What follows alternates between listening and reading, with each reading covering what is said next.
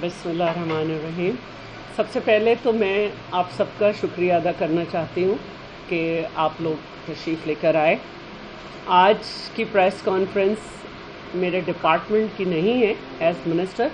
आज ये मैं press conference as information secretary Karachi division कर रही हूँ और इस प्रेस कॉन्फ्रेंस की ज़रूरत इसलिए आई कि हमारे मुल्क में जो नाम नेहाद पॉलिटिकल पार्टी बनाकर फिर उसको इस हद तक पहुंचा देते हैं कि एक वज़ीर आज़म उसको सेलेक्टेड का लक़ब मिलता है और उसका टोला बिल्कुल उसी तरह तारीख़ से नाबलद है, उसी तरह जाहिल है जिस तरह से जो है उनका लीडर है। उन्हें मालूम ही नहीं कि मोहसिन कौम और मोहसिन मुल्क को गद्दार नहीं कहा जाता। वो तारीख़ से बिल्कुल नाबलद हैं। वो उनकी औकात सिर्फ इतनी है कि कुछ अरसे पहले वो एक साबुन हाथ में इतने बड़े बड़े हाथ में लेकर अपनी तस्वीर बनवाया करते हैं। वो ये भूल गए हैं कि ये शहीद जुल्फ़िकार अली भुट्टो है जिसने ना सिर्फ आइन देकर पाकिस्तान को अवाम के हुकूक का तहफ़्फ़ुज़ किया बल्कि पाकिस्तान को एटॉमिक पावर बनाकर पाकिस्तान की सरहदों को भी महफूज किया। क्योंकि शहीद जुल्फ़िकार अली भुट्टो ये समझते थे कि भारत से आंख में आंख डाल के जब ही बात करी जा सकती है जब ताकत में तवाज़ुन हो दोनों मुल्कों के दरमियान। और आप देखें कि ये ताकत का तवाज़ुन था कि भारत जो है वो आज भी नहीं सकता कि पाकिस्तान पे हमला किया जाए, इसलिए कि हमारे शहीद जुल्फ़िकार अली भुट्टो ने मुल्क को एटॉमिक पावर बनाया।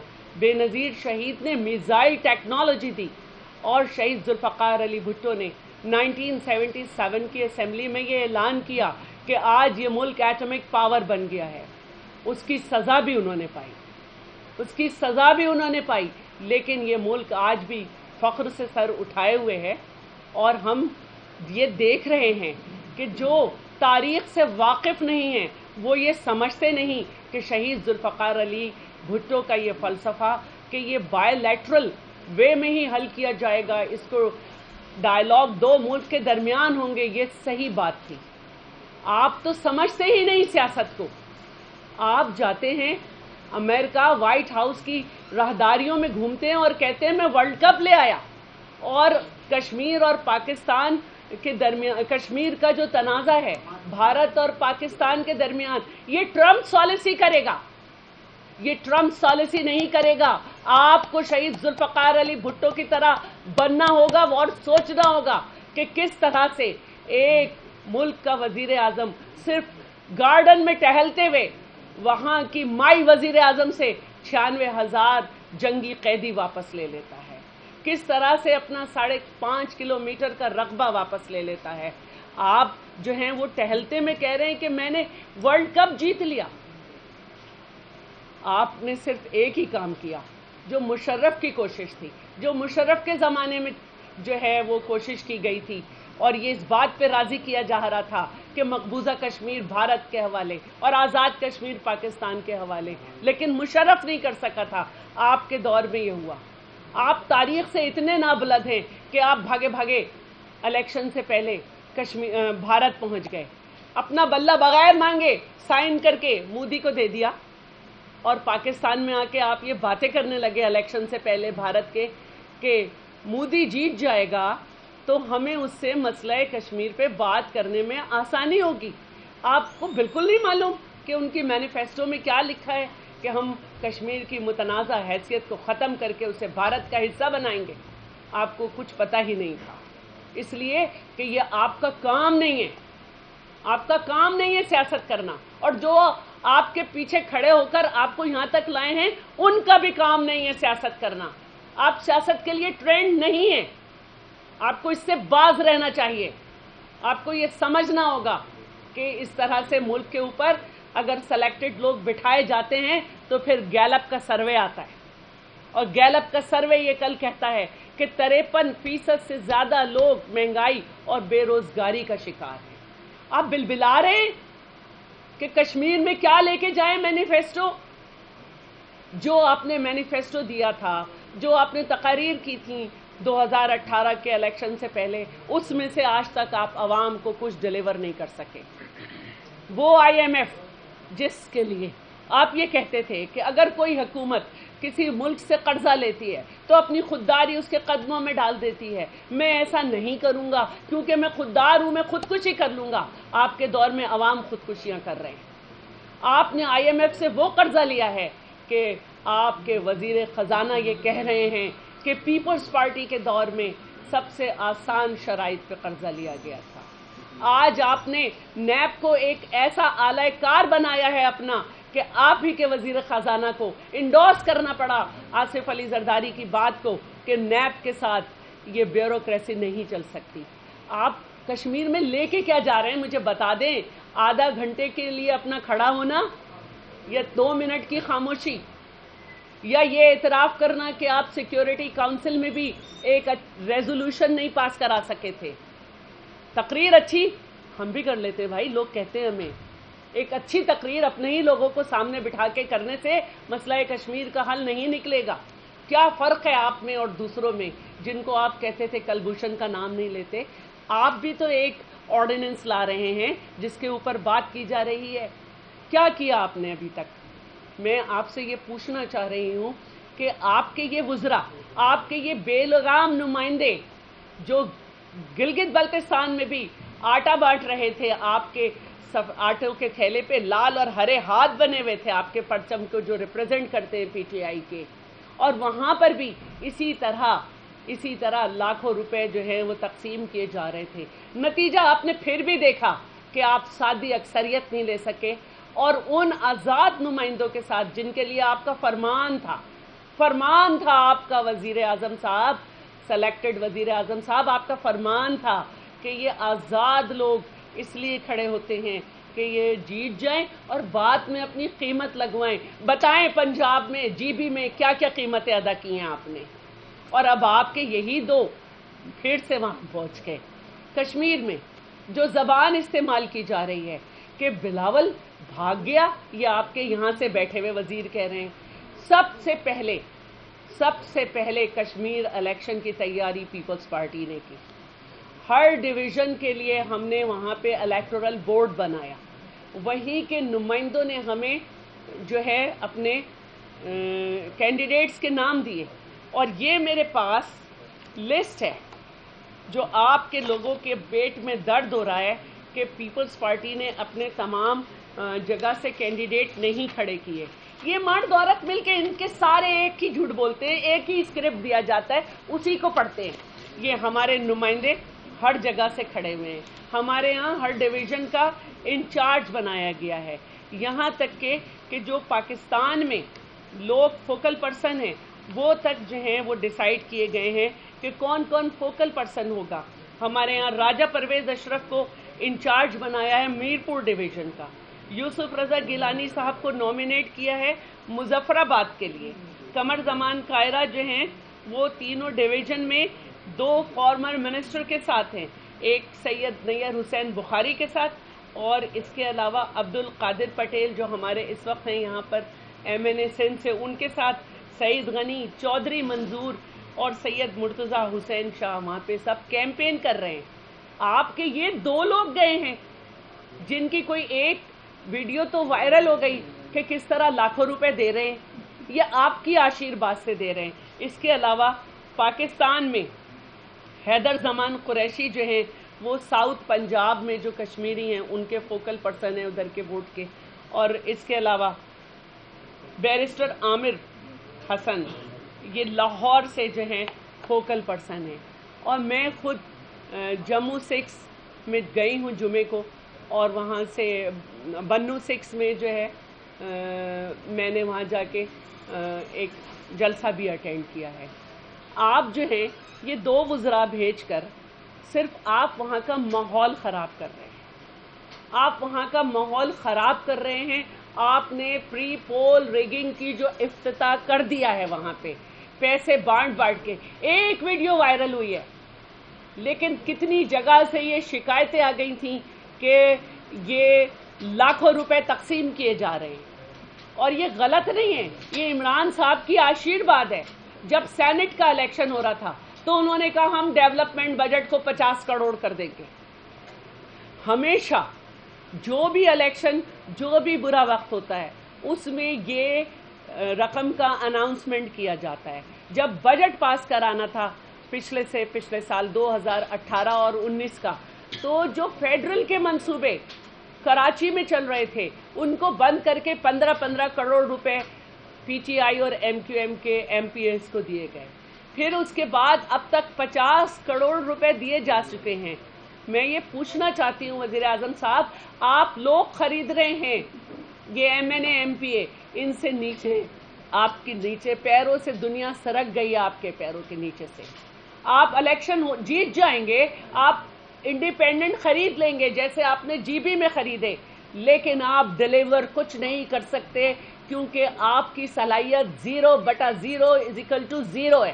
آپ کبھی کچھ پرفارم نہیں کر سکتے. اور بہت ہی افسوس کی بات ہے، بہت ہی افسوس کی بات ہے کہ ایک مرتبہ پھر آپ کے کیمپ سے خواتین کے لیے نازیبا الفاظ آئے ہیں. اور ہم تو یہی سمجھتے ہیں کہ کسی کی بہن، بیٹی اور بیوی پر وہی غلط باتیں کرتے ہیں جن کے اپنے گھر میں بہن، بیوی اور بیٹی کی عزت نہیں ہوتی، جن کے اپنے گھر میں بیٹی کو بیٹی تسلیم نہیں کیا جاتا، جن کے اپنے گھر میں دوسروں کی عزتیں بغیر عدتوں کے لائی جاتی ہیں. وہی لوگ، انہی کے کارکن پھر نچلی سطح پر آ کر یہ کرتے ہیں. یہ آپ نے رواج ڈالا ہے، یہ آپ نے رواج ڈالا ہے کہ اپنے مخالف کو جو ہے ہمیشہ ڈاکو اور چور کہا جائے. ہم نے ہمیشہ اپنی حکومتوں کا، جب ہم اپوزیشن میں تھے، انتقام سہا ہے. میرے قائدین 11.5 سال جیل میں بند رہے ہیں، ہماری جماعت نے کوڑے کھائے ہیں، لیکن آپ ایک دوسرے روپ میں سامنے آئے ہیں.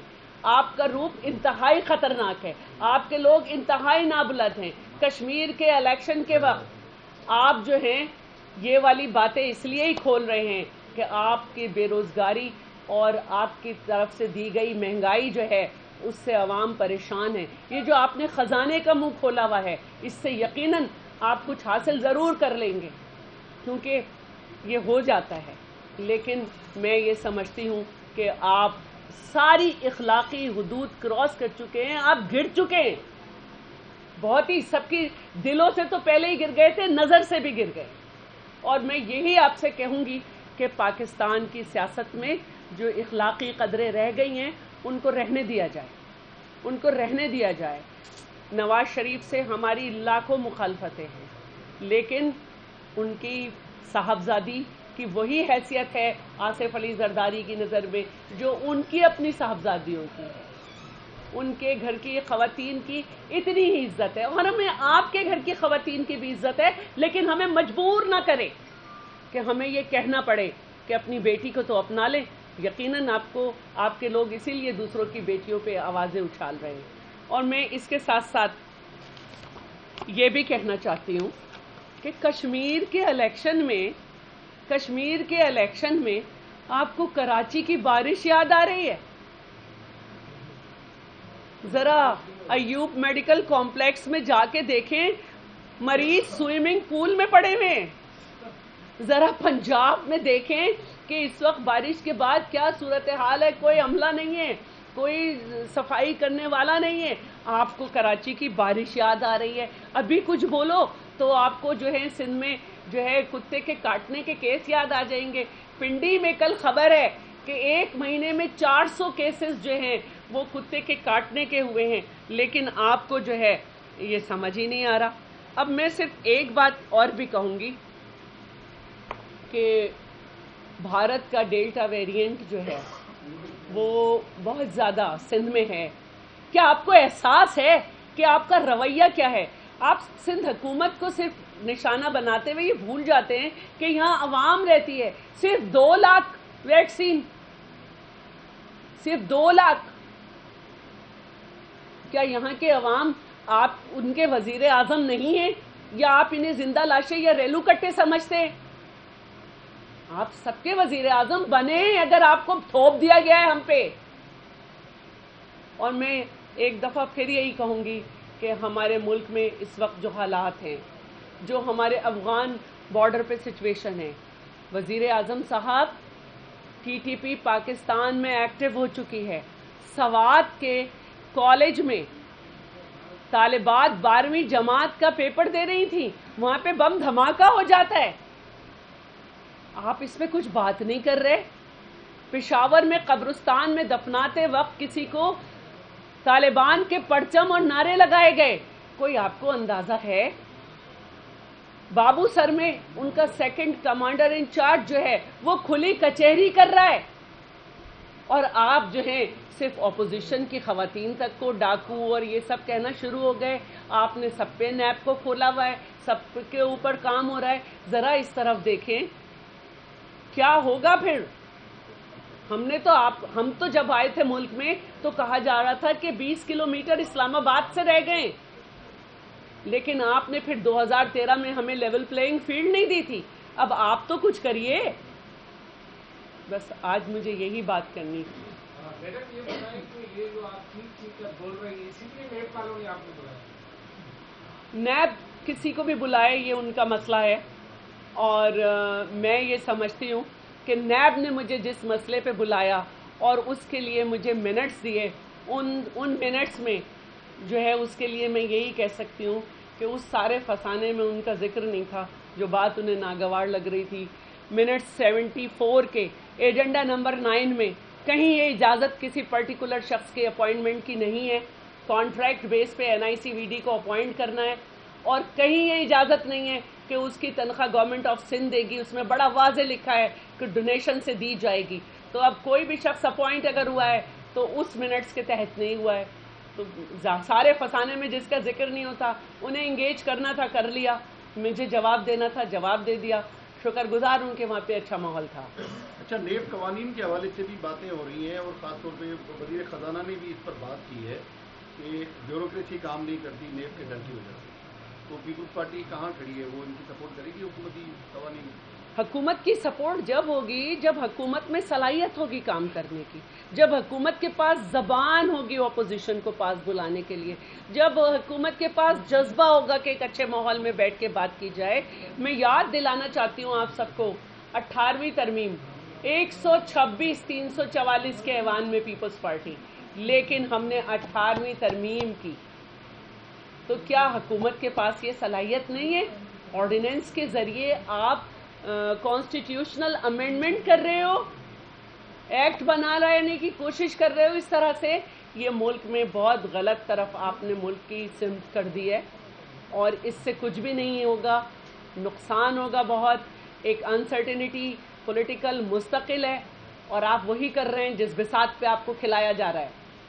मैडम ये बताइएगा कि हुकूमत अफवाजी मशावरत के लिए कानून साजी कर रही है, इसकी क्या तवक्कुआत होगी, क्या इसको फायदा होगा, किस लिए ये कानून साजी? किसके लिए? अफवाजी मशावरत के लिए। देखिए, ये बहुत अरसे से मसाइल चल रहे हैं, और एक मिनिस्टर की हैसियत से भी हमारे पास अज़वाजी मसाइल बहुत ज़्यादा हैं। अगर आप हमारा जो है 15 हमारे कंप्लेंट सेल हैं, उसमें एक केसेस की रिकॉर्ड देखें तो अज़वाजी मसाइल हैं, और वो फिर कोर्ट में पड़े रहते हैं। तो हमने फिर एक मीडिएशन सेंटर जो है वो बनाया है, जहाँ पर जजेस जो हैं वो हैं बैठे हुए, और वो वहाँ पर बिल्कुल उसी तरह मामलात को हल कर रहे हैं और देख रहे हैं। अगर वहाँ से भी फिर मसला हल नहीं हुआ तो फिर कोर्ट में जाए, लेकिन ये एक बहुत अच्छा एक तरीक़ा है, और हम भी इसको समझते हैं कि ये होना चाहिए। अगर ख़ानदान बना रहेगा तो एक अच्छी नस्ल और एक कॉन्फिडेंट नस्ल जो है वो सामने आएगी। मैडम, ये कहा गया आपने कहा किसी भी कौमी लीडर को कतार करार देना गैर मुनासिब बात है, लेकिन कुछ अर्से पहले बिलावल भुट्टो ने भी साबिक वज़ीर आज़म के खिलाफ जलसों में नारे लगवाए थे, मोदी का जो यार है गद्दार है, गद्दार है। ये भी तो गैर मुनासिब बात है। मैं हल्फिया इसमें कह सकती हूँ आपको, क्योंकि उस इलेक्शन कैंपेन में मैं हर जगह साथ थी। मोदी के यार को एक धक्का और दो, यह हमारा था, गद्दार नहीं कहा था। जमात इस्लामी की जो कैंपेन थी कश्मीर में, उसमें ये था कि मोदी का जो यार है गद्दार है, गद्दार है। हमारा नारा था मोदी के यार को एक धक्का और दो। इससे कोई मुझे डिनाई कर दे कि क्या ये वाक़यात नहीं हुए کہ مودی قصائی जिसके ज़माने में सबसे ज़्यादा वायलेशन हुई और हो रही हैं, वो पर्सनल कैपेसिटी में शादी में आए नवासी की रियासतों के ताल्लुकात रियासत की सतह पे होते हैं। तो ये वो बात है जिसको बहुत माइंड किया गया था और बिल्कुल इसी तरह माइंड किया जा रहा है जिस तरह इस बात को हमने माइंड किया था कि मोदी जीत जाए तो उससे हम कश्मीर के ऊपर बात करेंगे। दोनों एक हैं। मैडम, ये जो प्रेस कॉन्फ्रेंस कम्युनिकेशन में जब उन्होंने कश्मीर के इंतखाबात के हवाले से तो मेरा ख्याल है उसी को फोकस करके आपसे सवाल करती हूँ कि पीपल्स पार्टी का जो कश्मीर में इंतखाबी मंशूर है, एक तो इसके सीधा लोग बात बताएं कि दूसरी पार्टी इसमें नहीं है, ठीक है, और दूसरी ये कि कितनी ख्वातीन पीपल्स पार्टी के प्लेटफॉर्म से वहाँ हिस्सा ले रही हैं, या वो मखसूस नशिस्तों पर होंगी या वो इलेक्शन में हिस्सा ले रही है। अच्छा, सबसे पहले तो मैं आपको ये बताना चाहती हूँ कि पाकिस्तान पीपल्स पार्टी की गवर्नमेंट 2008 के इलेक्शन के बाद जब फेडरल में बनी तो उसके बाद कश्मीर में भी हमारी गवर्नमेंट थी। हमने कश्मीर में एक यूनिवर्सिटी थी, हमने 4 यूनिवर्सिटीज़ दी वहाँ पर, हमने वहाँ पर लातादाद स्कूल दिए। कश्मीर में पाकिस्तान का सबसे ऊंचा जो है पुल बनाया। नीलम झेलम में हमारे ज़माने में जितना काम हुआ उससे पहले कभी नहीं हुआ था। जितनी नौकरियां दी गई पाकिस्तान बनने के बाद, और फिर ये जो हमारा 4 साल का पीरियड था उसमें अगर आप देखें उसमें 2 साल तो फिर नून लीग फेडरल गवर्नमेंट में थी, उन्होंने नीलम झेलम का फंड रोका। उन्होंने जो फेडरल गवर्नमेंट की साइट पे काम निकलते थे कि जैसे स्कूल बन जाएंगे उस वक्त में तो वो उसको कंटिन्यू करेंगे, वो नहीं किए गए, वहाँ के फंड रोके गए। तो ये एक बड़ा मसला रहा। लेकिन पाकिस्तान पीपल्स पार्टी का जो एक नारा है और वो ये है जो हमने पिछली दफ़ा भी कहा था कि हमें उसी पे चलना है जो चेयरमैन बिलावल ने पहले भी कहा था कि वेस्ट जर्मनी और ईस्ट जर्मनी का उन्होंने मिसाल दी थी कि हम अपने कश्मीर में इतनी सहूलियात देंगे, रोज़गार की ज़मानत देंगे, तालीम की ज़मानत देंगे, अमन और सुकून देंगे, और ये सब इतना करेंगे कि वो कश्मीर के लोग खुद बाढ़ तोड़ें और यहाँ आ जाएं। हमारे मंशूर यही है कि हमें कश्मीरियों को तहफ़्फ़ुज़ देना है, रोटी कपड़ा और मकान की जो है एक्सेस देना है, वो सहूलतें देनी है, वो ज़राए देने हैं कि वो उस तक पहुँचें।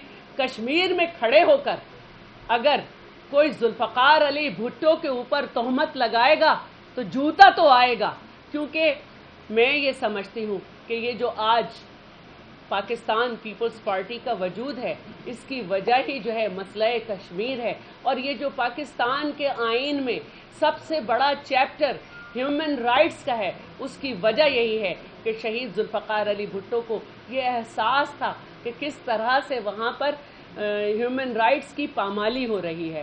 तो सोच समझ के उतरना कश्मीर में, शहीद जुल्फ़कार अली भुट्टो के ख़िलाफ़ बात करने से पहले पीपल्स पार्टी की मौजूदा पॉलिसीज़ से इख्तलाफ कर सकते हो, किसी चीज़ से इख्तलाफ कर सकते हो, लेकिन ख़बरदार अभी पहला जूता है। अच्छा, ख़वातीन की एक तो हमने इसी पर अमल किया है कि 2%, लेकिन हमारे यहाँ काफ़ी जगह से वहाँ पे ख़वातीन खड़ी हैं। ये मेरे पास लिस्ट है, लेकिन आप अगर कहें तो मैं पढ़ दूँ। लेकिन 3 से 4 हमारी ख़वातीन को भी जो है वहाँ पर सीट दी गई है।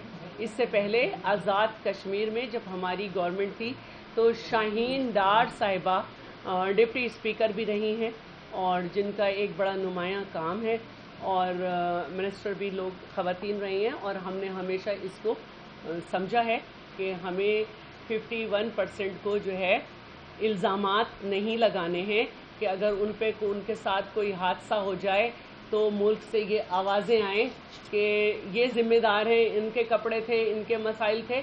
इसके साथ साथ हमने वहाँ पर जब हमारा दौर था तो ऐसी लेजिस्लेशन की है जिससे ख़वातीन को बहुत ज़्यादा सोसाइटी में प्रोटेक्शन हो। और हम इस वक्त भी ये समझते हैं कि सबसे स्ट्रॉन्ग जो एक्ट है ख़वातीन के लिए वायलेंस के अगेंस्ट वो सिंध का है, और हम ये चाहते हैं कि ये भी इस तरह वहाँ पर भी हम मज़ीद जो हमारी कमी है उसको हम पूरा करें। मुझे उम्मीद है कि कोई सवाल थैंक यू